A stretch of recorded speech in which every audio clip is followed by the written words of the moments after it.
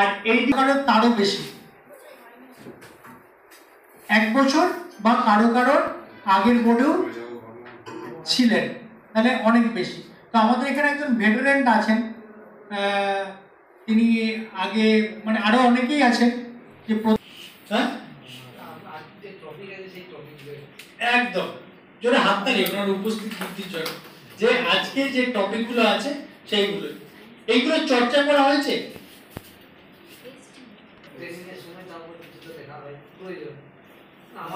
অবশ্যই হয়েছে, যদি না হতো তাহলে 1 বছর গ্রাম এইভাবে আমাদের গ্রাম পঞ্চায়েত পরিচালনা করতে, কিন্তু সবসময় অন্যের উপর নির্ভর করে কেন চলবো?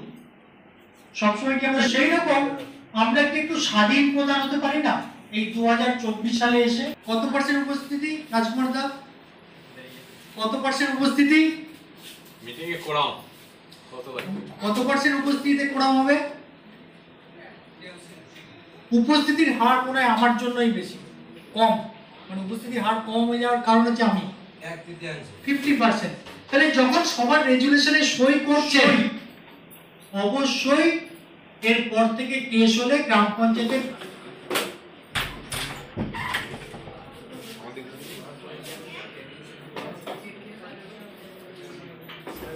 হয়তো মনে আছে গত বছর আমরা এই সমস্ত বিষয়গুলো একবার আলোচনা করা হয়েছিল আপনাদের সাথে। তাহলে এটা আলোচনা সভা কেন?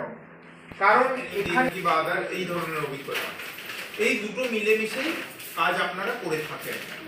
তো প্রতিবার আমরা কি জন্য আপনাদের সাথে মিলিত হই, এদিক ওদিক হয়ে যায়। তো আপনাদের এখানে আনার একটাই উদ্দেশ্য, সেটা হচ্ছে দেখুন আপনারা প্রধান বা উপপ্রধান সাহেব ম্যাডাম যারা আছেন তারা একসাথে দুটো কাজ করে থাকেন। এখানে যা হচ্ছে সেই সব থেকে শুরু করে আপনি যে কোনো ব্যক্তির জীবন দিয়ে যদি তুলে ধরেন, প্রত্যেকেই সেটা হচ্ছে একটা পরিকল্পনা। কোনো যদি আপনার প্ল্যান না থাকে তাহলে আপনি সারাদিন কি করবেন?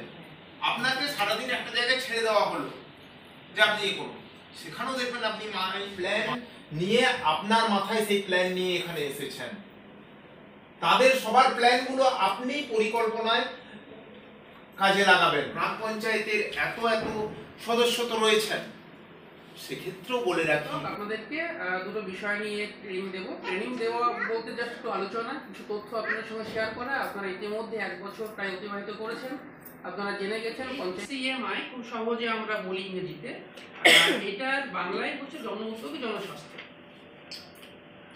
এই জন উদ্যোগী জনস্বাস্থ্যটার সবচেয়ে বড় একটা আপাত দৃষ্টিতে যেটা চোখে পড়ে আমাদের, সেটা 4th সাইডে মিটিং, মাসে 4র্থ শনিবারে যে সভা আমরা পঞ্চায়েতে আয়োজন করি স্বাস্থ্যকর্মীদের নিয়ে।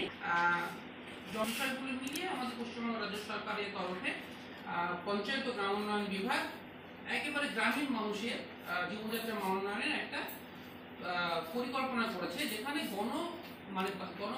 জনগণকে মানে একটা মাস মুভমেন্ট, মানে একেবারে একসঙ্গে প্রচুর লোকের একটা উদ্যোগ নিতে হবে। কেমন আছে বাচ্চাদের ওজন, কেমন রয়েছে, যারা বাচ্চা জন্ম নিল তাদের পুষ্টি ঠিকঠাক হচ্ছে কিনা, ম্যালেরিয়া বা ডেঙ্গু সংক্রামক রোগ সেগুলো যাতে আমাদের বেশি না ছড়িয়ে পড়ে সেই সংক্রান্ত আমরা প্রতিরোধমূলক আলোচনা। সুতরাং আপনাদের কপারেশনটা খুব দরকার, সহযোগিতা দরকার। এবার ঘটনা হলো কি, 2011 সালে যেটা সোশ্যাল ইকোনমিক কাস্ট সেন্সাস হয়েছিল গোটা দেশব্যাপী, সেই সেন্সাসের ডেটাটা নিয়ে যেখানে ডিপ্রিভেশন লিস্ট তৈরি করা হয়েছিল, যারা আপনার সাধারণভাবে ওই লিস্টে বাড়ি দেওয়ার সংস্থান দেওয়া হয়েছিল, সেটা আবাস সফটের মাধ্যমে সেটা এক্সস্ট করে গেছে প্রায়। এরপরে যে বাড়িগুলো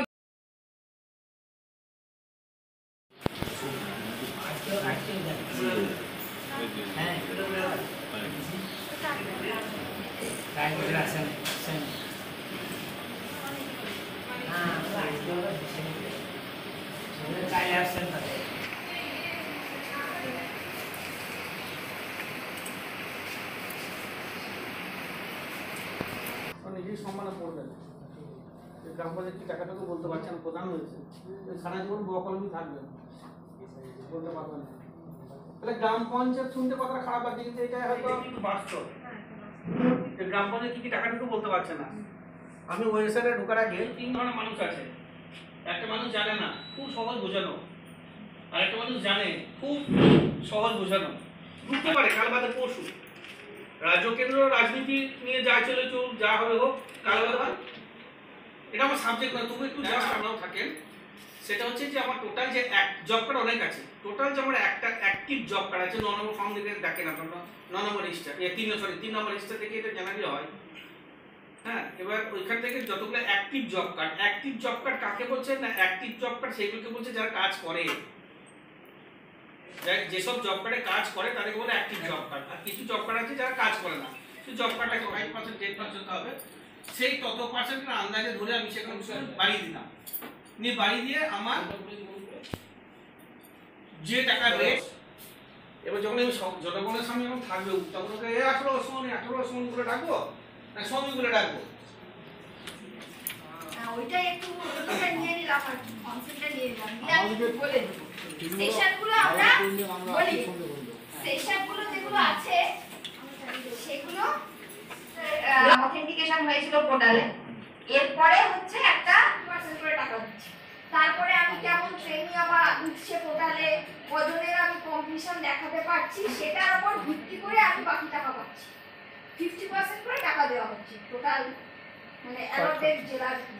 তাহলে ওই সাইডটা ম্যাডাম যেটা বলেছে যে আর ট্রাভেলিং এক্সপেন্সের জন্য যেহেতু আমরা ডিরেক্টলি কিছুটা হলেও গ্রামাঞ্চলে কম হলেও কিন্তু বিভিন্ন ধরনের সয়েলের পলিউশন হচ্ছে, এখন বিভিন্ন কেমিক্যালস আছে, সেই সব পলিউশনগুলো যাতে আমরা কমাতে পারি, কাজ এমন ধরতে পারি যেগুলো পরিবেশ বান্ধব হয়, এইগুলো হচ্ছে মূলত পরিবেশ বান্ধব বা পরিবেশ